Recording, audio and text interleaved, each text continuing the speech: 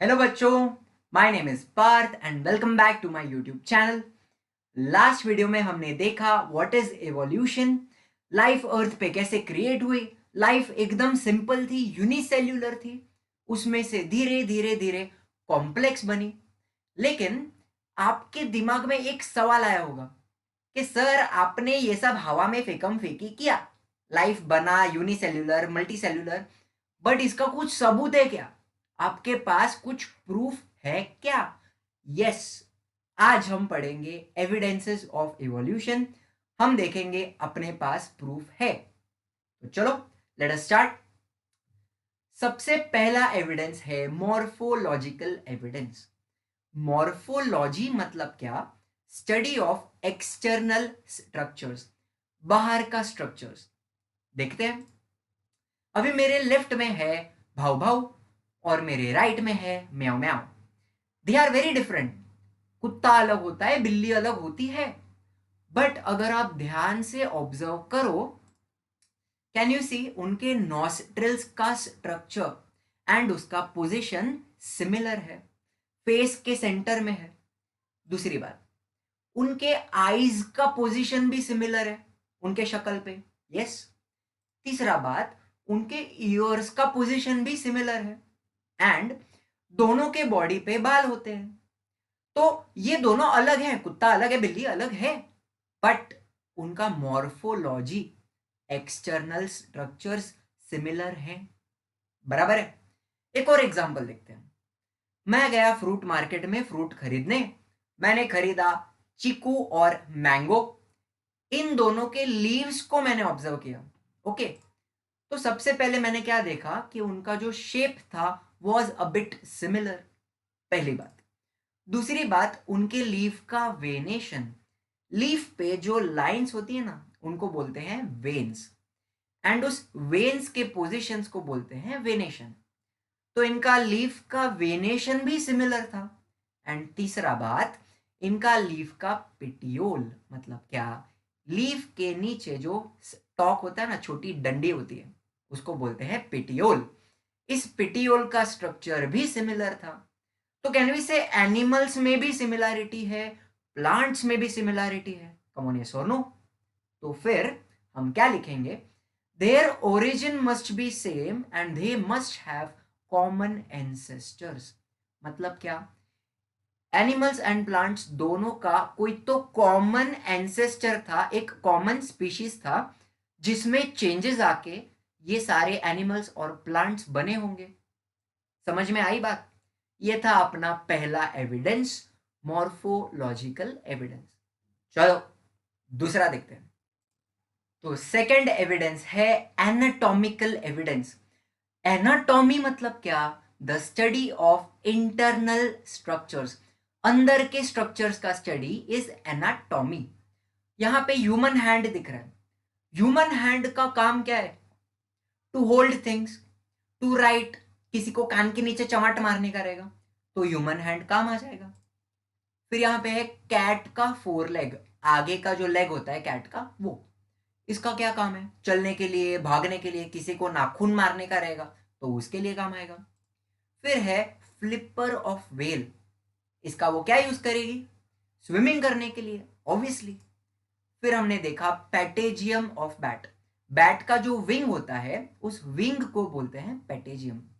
इसका वो क्या यूज करेगा? उड़ने के लिए, टू फ्लाई। तो हमने चार चीजें देखी। कौन सी? ह्यूमन हैंड, कैट का four leg, flipper of whale and patagium of bat. इन चारों चीजों को जब मैं देखता हूं तो मुझे कुछ भी सिमिलर नहीं लगता। ऊपर से जब मैं देखूंगा तो कुछ भी सिमिलैरिटी नहीं है। तो हम क्या लिखेंगे? There doesn't seem any superficial similarity ऊपर से, बट जब हम इनका एनाटॉमी देखेंगे, इंटरनल स्ट्रक्चर्स, तो देखो क्या दिखेगा। अभी देखो, कैन यू सी इनके बोन्स में कुछ कुछ सिमिलैरिटीज हैं। There is some similarity in the structure of bones and bony joints. अभी इनके बोन्स का जो साइज एंड शेप है वो अलग है, बट बोन्स का जो अरेंजमेंट है वो सिमिलर है। तो ये सिमिलैरिटी क्या इंडिकेट कर रहा है? It indicates that all of these animals had a common ancestor. मतलब इनका भी कोई कॉमन एक एंसेस्टर था, एक स्पीशीज था जिनमें से ये सब बने होंगे. Come on, easy. ये हो गया अपना एनेटॉमिकल एविडेंस. लास्ट बार एनेटॉमी मतलब क्या? Study of internal structure. Morphology मतलब क्या? Study of external structures. Difference याद रहेगा? तो चलो आगे जाते हैं. अभी अपना तीसरा एविडेंस है वेस्टिजियल ऑर्गन्स. पहले एक बात समझ लेते हैं, ध्यान से सुनना. ये लेफ्ट में आपको मंकी दिख रहा है. मंकी के पास टेल है. वो उस टेल का क्या करेगा? उसको ब्रांच पे लटकना है तो उसको कुछ बैलेंस के लिए चाहिए. उसको एक ब्रांच से दूसरे ब्रांच पे उड़ी मारना है तो उसको टेल का काम आएगा, यूज आएगा. बट जब ये मंकी धीरे धीरे धीरे इवॉल्व होके इंसान बन रहा था, क्या हो गया? इंसान जमीन पे रहने लगे. अब ह्यूमंस पेड़ों पे नहीं रहते एंड इंसान का जो पॉस्चर था वो पॉस्चर धीरे धीरे इरेक्ट होने लगा. तो टेल का यूज एकदम कम होते गया. Tail became useless. तो देखो क्या हो गया. सम स्ट्रक्चर्स और organs under different situations they may become useless. Monkey के लिए टेल यूजफुल है, बट जब वो इवॉल्व हो रहा था तो टेल क्या हो गई? यूजलेस. सो ऐसा जो स्ट्रक्चर्स है वो धीरे धीरे चेंज होने लगेगा. तो देखो, these existing organs they will undergo gradual changes. वो धीरे धीरे चेंज होगा. what will happen? they will begin to degenerate under such situations. तो जो टेल थी वो धीरे धीरे धीरे डिसअपियर होने लगी. उसका साइज कम होने लगा.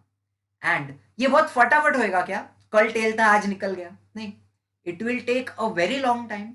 It will take thousands of years for a structure to completely disappear. बरोबर है?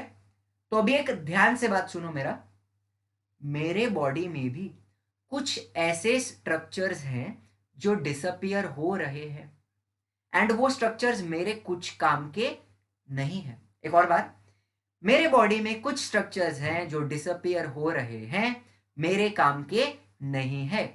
Such organs are called vestigial organs. तो चलो, कौन से एग्जाम्पल्स है हमारे बॉडी में ऐसा वेस्टिजियल ऑर्गन कौन सा है देखते हैं. अभी आपका जो लार्ज इंटेस्टाइन है उसका स्टार्टिंग में एक छोटा सा कीड़े के जैसा ऑर्गन होता है, उसको बोलते हैं अपेंडिक्स. अभी ये जो अपेंडिक्स है it is useless to human, मेरे कुछ काम का नहीं है. बट जो काउस एंड बफेलोज होते हैं इनको हम बोलते हैं रूमिनेंट्स. ये काउस एंड बफेलोज घास खाते हैं. न्याम न्याम न्याम. घास खाने वाले एनिमल्स हैं. घास में सेल्यूलोज होता है. It is a type of carbohydrate. Cellulose को डाइजेस्ट करने के लिए इनको अपेंडिक्स की जरूरत है. हम घास नहीं खाते तो मुझे अपेंडिक्स नहीं चाहिए. Am I making sense? तो देखो, appendix will be useful and it is fully functional in ruminants. और भी एग्जांपल्स हैं. ईयर का बात करते हैं. ये जो एक्सटर्नल ईयर है इसको बोलते हैं पिन्ना, ईयर पिन्ना. इसके आजू बाजू कुछ मसल्स होते हैं which are useless to humans, अपने कुछ काम नहीं आ रहे हैं. But such muscles they are useful in other mammals for movement of ear pinna. अभी कैट को मैंने करके बुलाया तो वो अपना कान ऐसा टर्न करके देखेगी मेरी तरफ. कुत्ते को बुलाया, टॉमी आजा, तो वो अपना कान टर्न करेगा.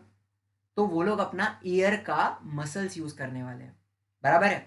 और भी एग्जांपल्स हैं. अच्छा, यहां देखो, आपको एक टाइनी बोन दिख रहा है, ट्राइंगल के शेप का है, छोटा सा. इसको बोलते हैं tail bone, also called as coccyx. In monkeys जो टेल होती है ना वो टेल बोन से अटैच होती है, बट अपने पास टेल नहीं है तो ये tail bone has become vestigial. इसका भी कुछ काम नहीं है. अच्छा, और एक बात, बॉडी हेयर होता है. एनिमल्स में बॉडी हेयर क्या करेगा? उनको ठंडी से प्रोटेक्ट करेगा. अभी मैं कपड़े पहन के घूमता हूं तो मुझे बॉडी हेयर की जरूरत नहीं है. तो ये बॉडी हेयर भी धीरे धीरे करके डिसअपियर हो जाएगा, ये भी वेस्टिजियल हो गया है। एक और चीज होती है विजडम टूथ। अब अपना जो एंसेस्टर्स था, वो एंसेस्टर्स कच्चा खाना खाते थे, पत्ते खाते थे, लीव्स खाते थे, तो चबाना पड़ता था। तो खाने को चबाने के लिए दे हैड विजडम टूथ, एक एक्स्ट्रा मोलार होता है। बट हम पका हुआ खाना खाते हैं, कुक्ड फूड खाते हैं, तो अपने को इसकी जरूरत नहीं है। तो विजडम टूथ भी क्या हो गया है, वेस्टिजियल। कुछ लोगों में अभी भी वो आ जाता है and it can cause a lot of pain, तो विजडम टूथ को निकालना भी पड़ सकता है। इजी। अच्छा, तो ये सारे ऑर्गन्स एंड स्ट्रक्चर्स जो हमने देखे, they are not useful to humans, तो इनको हमने क्या बोला है, वेस्टिजियल ऑर्गन्स। तो इनका डेफिनेशन क्या होगा, degenerated or underdeveloped useless organs in organisms are called as vestigial organs। यहां पे दो वर्ड याद रखना, they are degenerated, underdeveloped and useless। I hope this is easy. And एक आज के लिए लास्ट एविडेंस देख लेते हैं, एम्ब्रियोलॉजिकल एविडेंस। अभी सुनो, एम्ब्रियो मतलब क्या, जब बेबी बनता है कोई भी एनिमल में, अंडे के अंदर बन रहा हो या फिर वूम्ब में बन रहा हो, उस बेबी का जो एकदम इनिशियल स्टेज ऑफ डेवलपमेंट है, एकदम टाइनी बेबी, उसको बोलते हैं एम्ब्रियो। क्या बोलेंगे, एम्ब्रियो। तो अभी देखो, यहां पे बहुत सारे एनिमल्स दिख रहे हैं, फिश है, salamander, tortoise, chick, pig, calf, rabbit and human भी है। एक बात ध्यान से देखना, सारे animals they are very very different from each other, बहुत डिफरेंट है। बट इनका एम्ब्रियो अगर आप देखो इनिशियल स्टेज में, can you see a lot of similarity. तो ये सिमिलैरिटी क्या इंडिकेट कर रहा है, similarities in the initial stage, it will indicate a common origin for all of these animals। तो ये सारे एनिमल्स भी, इनका भी एक कॉमन एंसेस्टर था जिसमें से ये सब डेवलप हुए हैं। तो यहां तक हमने क्या क्या देखा, morphological evidence, anatomical evidence, vestigial organs and embryological evidence. और भी दो एविडेंसेस हैं, वो हम अगले वीडियो में देखेंगे। अगर आपको ये वीडियो अच्छा लगा है तो प्लीज लाइक करो, शेयर करो, अपने दोस्तों तक पहुंचाओ, उनको भी देखने दो एंड सब्सक्राइब करो, मुझे बहुत अच्छा लगेगा। ओके, आज के लिए इतना ही। I will see you in the next video and as usual, thank you very much.